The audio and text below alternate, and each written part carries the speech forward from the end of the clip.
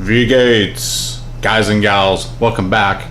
Today, I'm going to go over all of my favorite aspects of Battlegroup, the game, and special excerpts from our recent mass Battlegroup game. Stay tuned. Now.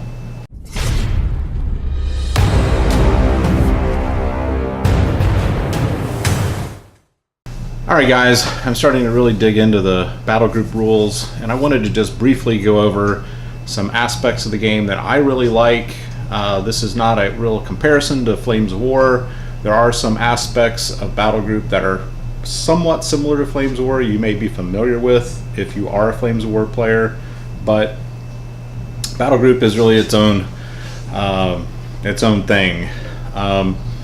So yeah, I mean, we're going to start off right here. I got a list. I got my list. I'm checking it twice, so I don't want to forget anything. I have 7 items on here that so far are my real standout factors of the game that I really like. I guess if there were a comparative between Battlegroup and Flames of War, I would say that Battlegroup is more command and control with orders. You certainly don't get to move everything on the board that you want to necessarily, and it's really strong on scenarios. Now the game you're getting ready to see here in a little bit was a big scenario game where we had the Germans advancing in 1940 onto Belgium, and the Belgian army was pretty weak and had a fortress as the Germans advanced. The Germans also had glider troops, Fallschirmjägers, come in, and then I played the French, which weren't even on the board. Okay, I had to roll. Well, each round I would roll a 6-sided die, and that would tell me how many units I could bring on each turn. So it was really gradual inching on of the French forces throughout the game. And that's one of the aspects I really like of this game, is it's not, you put everything on the board, you move every unit that you want to move, and then you shoot and you assault, which is similar to Flames of War. This is really more representative of how battles were actually fought by the issuance of orders, and the variable there on communication. So maybe one turn you might get 15 orders, the next turn you might only get 10 orders, based on your dice roll and how many officers you have. So that's really the first main aspect of the game.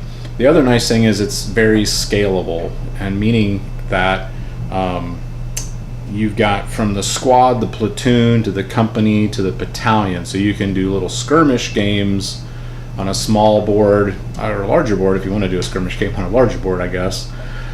And it's scalable up. And how that relates to your orders is the squad, you get 1 die 6 for your number of orders you get that turn, plus the number of officers you have on your list, which in this case would probably only be 1 or none, depending on what you bring to the battle.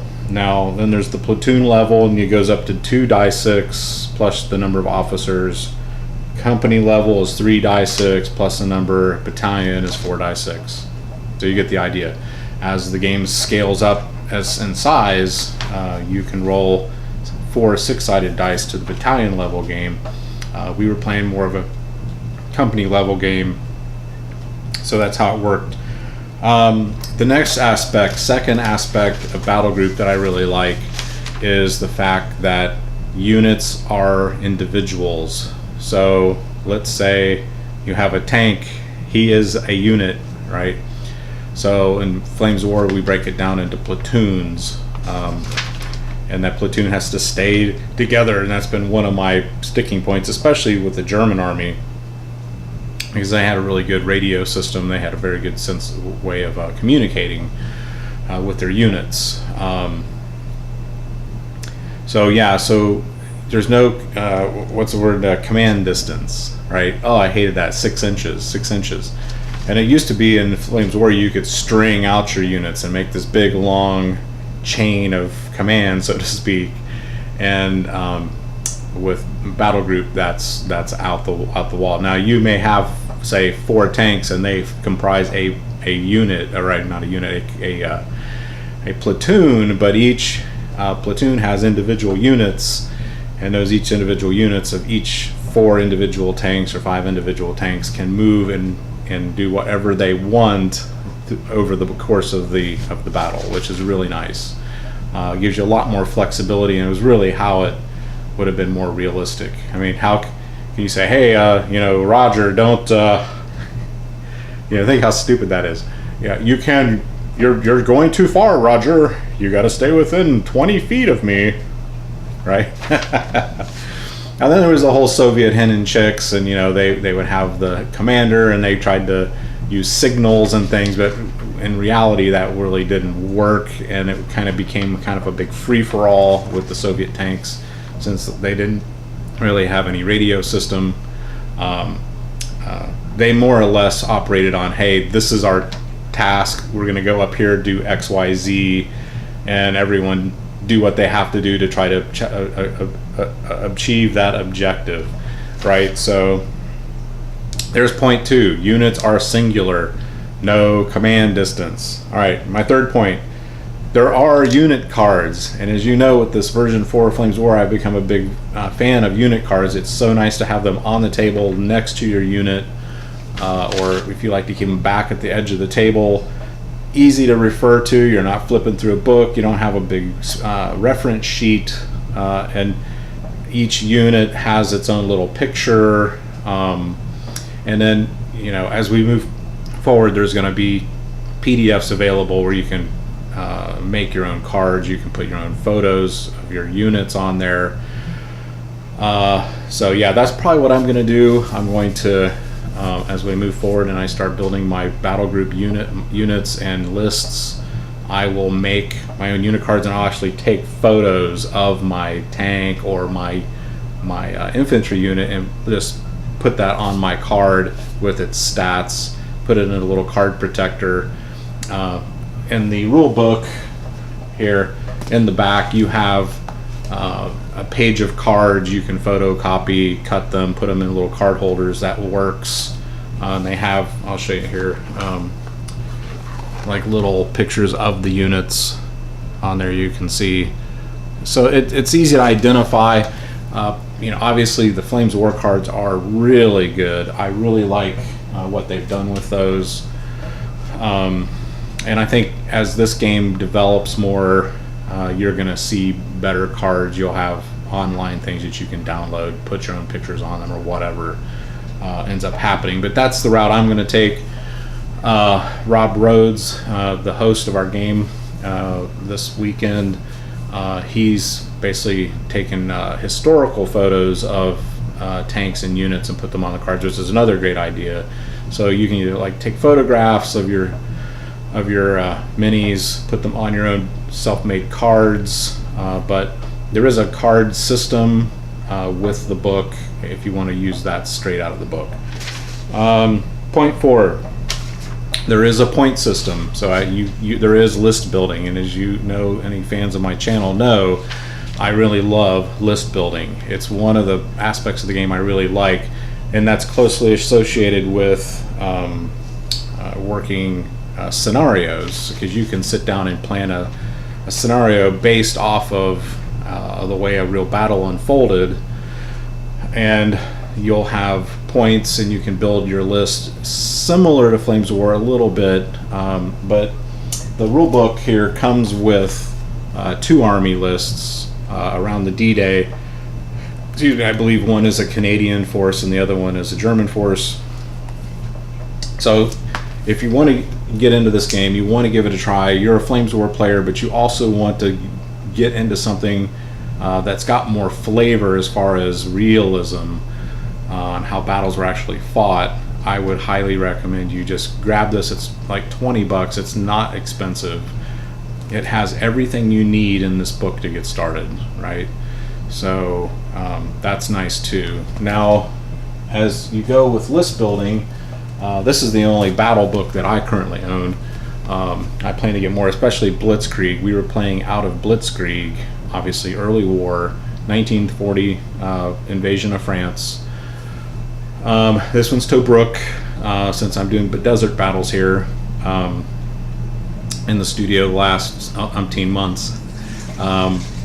It's got everything you need in here. Lists, background, history, scenarios, as well as the main rule book has scenarios, predetermined scenarios you can choose from, or you can sit down with a pen and paper and come up with your own scenarios, which is kind of what Rob did this past weekend. It was taken out of some aspects of other rule books. I think gave him some inspiration on the way to play it out, but it really was sitting down and trying to recreate that aspect of the invasion through Belgium by this Belgian fort. I forget the name of the fort, but it was a great game. I'm going to be narrating over the footage that's going to be upcoming here shortly, and I will explain some of the things that were going on the board. But yeah, it really also drove home to me. Obviously, I like a nice board. I use more of a modular board where I can kind of plug on different aspects, hills and rivers and valleys and streams. And Rob's boards are amazing in that he uses a felt. And some sections of this board in particular, he used a game mat for the town. But the rolling hills, the undulating valleys and hills, and then he paints on rivers and streams, roads, which we're going to be getting to here, and that is, well, it's not point 5, but point 5 on my list here is the use of suppressing fire and pinning units is really interesting and unique. So you can, well, obviously firing at a unit, you can pin the unit, you can do damage to the unit and pin the unit if you're doing damage to it, obviously. Or you can do just suppression fire, firing at units to try to pin them. So if you get a successful hit, you basically pin the unit if they don't make their cover save, and they're pinned, and that next turn, when it's their turn to move and get orders, that unit cannot receive and get orders until the end of the turn that pin marker comes off. So you basically effectively stalls that unit, right? Now in Flames, we're rolling for morale checks the beginning of the next turn. No, you don't get that. You gotta wait you're basically that unit's gonna end up losing a turn. And what it effectively does, just like in real battle, it slows the unit's forward advance to a halt. And we saw that to great effect on the battle you're gonna see, where the Belgian fort with its artillery made the German advance grind to a total halt, which bought the French time to get units on the board and start moving them up to the front, right? It was amazing how the game goes. Now, this was a big battle, so we played for a good 5 hours. It was a big board. It was a 16-foot long board, which was really nice because the battle really kind of progressed what felt like realism to me, and I really appreciated that. Obviously, a shorter board, smaller units. The game's not going to take as long, but I will tell you that the game progresses a little at a slower pace if you're coming from Flames of War, but that slower pace really adds a lot more realism and a lot more randomness to the game, things that can happen that you're not in control of 100%. So that's really nice. But yeah, so point 5 with suppressing fire and pinning units is really something that's used a lot in this game. I had a lot of units that would get pinned, and then I couldn't use the unit. It's very frustrating, right? So, and then sometimes, destroying units isn't always as clear cut in Flames as it is in Flames of War. So, yeah. So number 6, and this was really big, and at the end of the game, Rob drove this point home, and it was an important point, and that is the roads in Battlegroup, controlling roads. That's really important because your units move so much faster on roads, like, unless you're infantry, unless they're in vehicles. But if you're using vehicles and tanks, armored cars, etc., using the roads, you can move a lot quicker than you do in Flames of War. You get a lot more movement. So that is a good aspect of speed in the game, but it drives home the importance of how important roads are and controlling the roads, which is just like in real life. So if you've got stalled vehicles, tanks, and you got to get off the road and move around the road, that's going to slow you down just like in real life. And if you can control the roads and take objectives, and in this game there were bridges that were objectives, and we'll get that to a minute with objectives and using the chits. And the chits will be reminiscent, if you guys are familiar with bolt action. Using chits, it's a little bit like that, and that's another aspect of this game that I really like, outside of importance of controlling roads and infrastructure on the board, right? So that's important. That's point 6. Now point 7 I have on my list are the battle rating system in the chits. A battle rating is your army's basically strength. If you want to look at it as an aspect of a Dungeons and Dragons player or something, you have X amount of, well, not strength, like hit points, not strength, hit points. So you have a number of points. Let's say it's 50, and your battle group has 50 battle ratings. That goes down through the battle as you lose objectives, right? You have other aspects that can affect you. I'm gonna look on this is another thing. This comes in the book. You have 2 of these. One is permanently attached to the back of the book for referencing, and this one tears out, so you don't have to photocopy anything. I just put it in a protective slicky. But the battle ratings, I thought it had a little chart here on different. Okay, so a battle counter is taken when a unit is destroyed, any unit is destroyed or routes, or a gun vehicle is abandoned. You gotta pull, and I got like this. I just got this on Amazon. If you guys want to grab one, it's got the skull. I thought that was a poignant way of reaching for these, because now some of these can be good. Some of the chits can be good. So let's randomly pull out a chit. Let's say my unit was just destroyed, and I got to pull a chit. So I pulled a 2, right? And I forget where I got these. I'll try to put this on the link below. There's a company that makes these. They're really high quality, but you don't have to buy these. In the back of the book there are chit sheets. That was tough to say. Say that 3 times fast. Where you can cut out the chits and then put them in a bag or whatever you want. And then here's another one, like Mind Strike, right? Mind Strike. So there's various things in this in the chit bag that you will pull, and one of the aspects of the game we played is when Jason Rowe, who played the Germans, he came up with his gliders and took these bridges with his Fallschirmjägers. I would have to take 3 chits. So at the start of the game, I had this whole pile of chits. I'm like, no, I only had like 53 battle rating.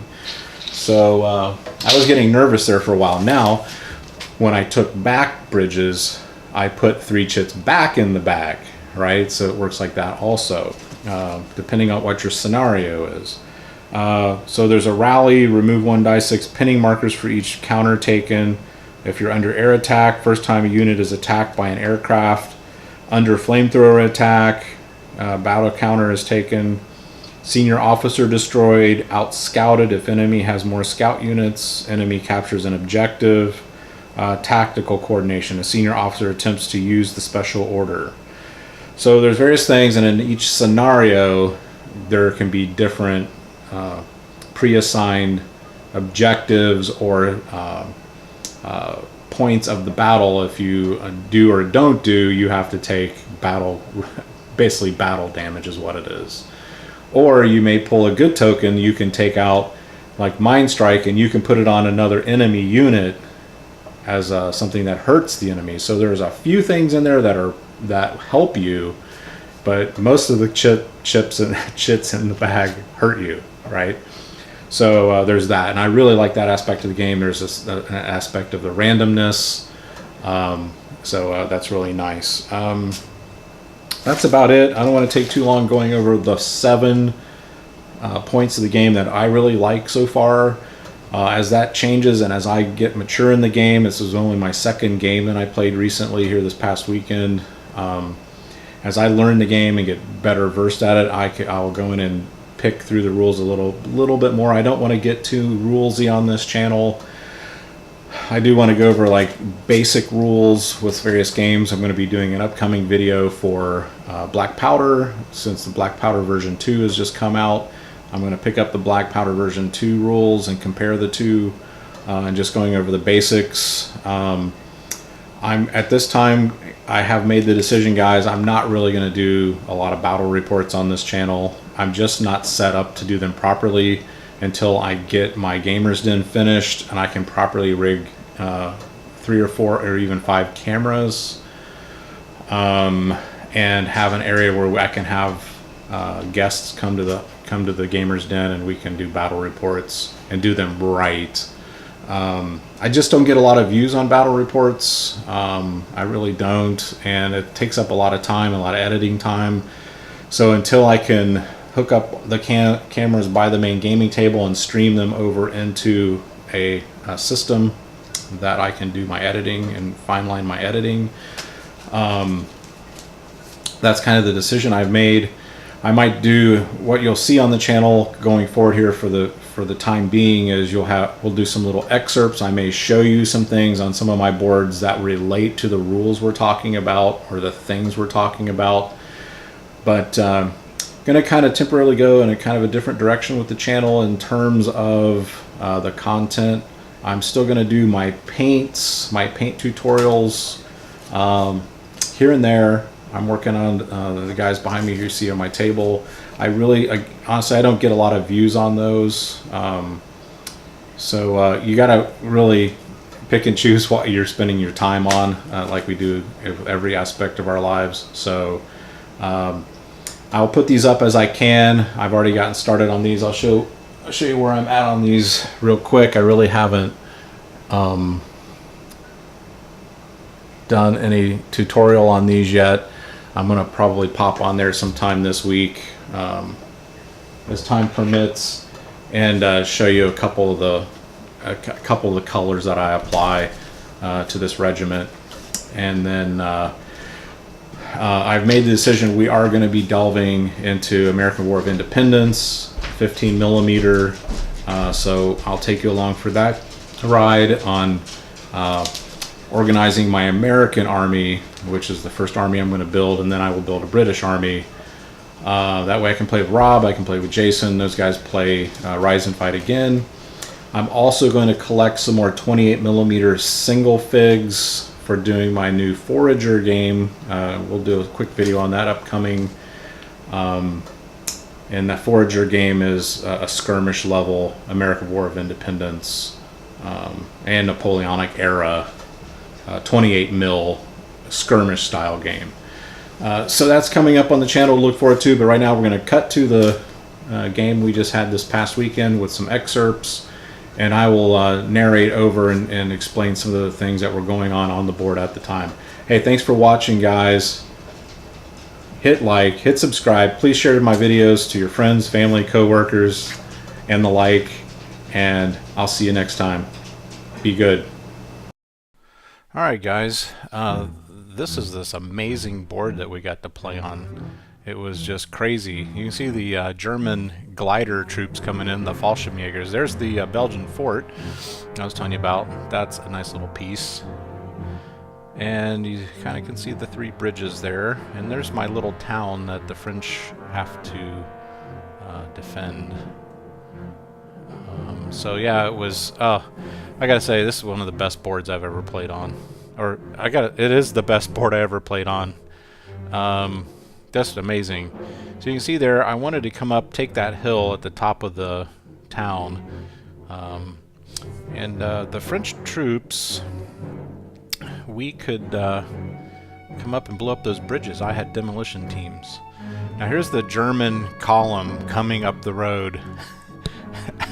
And you can tell when the game was starting, when we first got there, there were no gliders on the board. Then the gliders appeared, and I thought, we're totally screwed.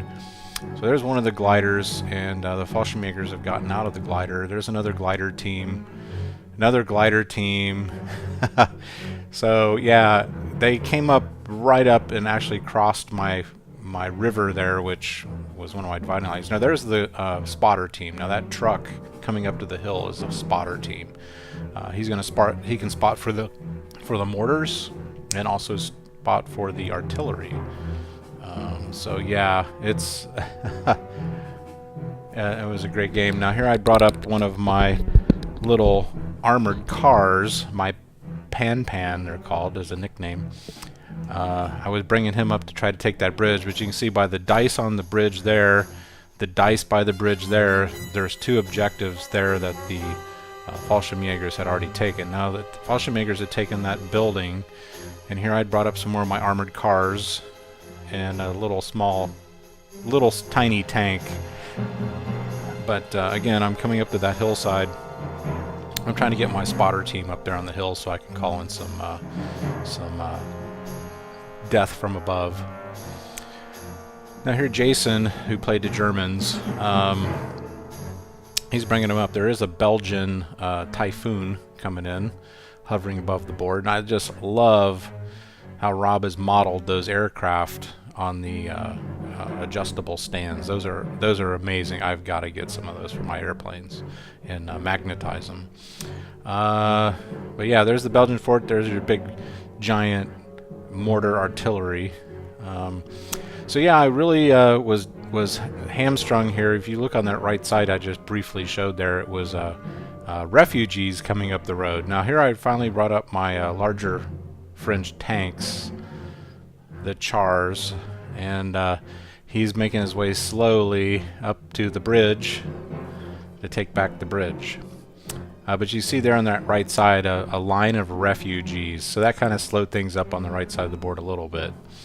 Another great aspect to the game. But here we are over at the German side.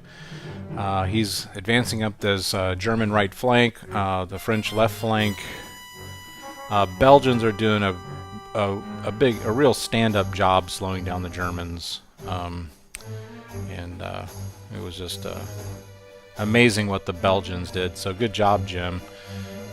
Jim, if you want to get right down to it, Jim won the game, because Jim, once he opened up with his artillery from the fort, this is what happened. It was pinning and destroyed units, and even his Belgian troops that were dug in and had little great positions, they drastically slowed down the German advance. There's my little pan that could. He just would not die, and he was getting Jason and the Germans pretty frustrated. They couldn't hold the bridge, and then by the time I put my Chars up there by the lower left, you can see there I had 4 Chars coming up. But that's kind of the end. I just wanted to throw up a quick excerpt of what was going on to show you how great this battle was. Thanks for watching, guys, and we'll see you next time. Ciao.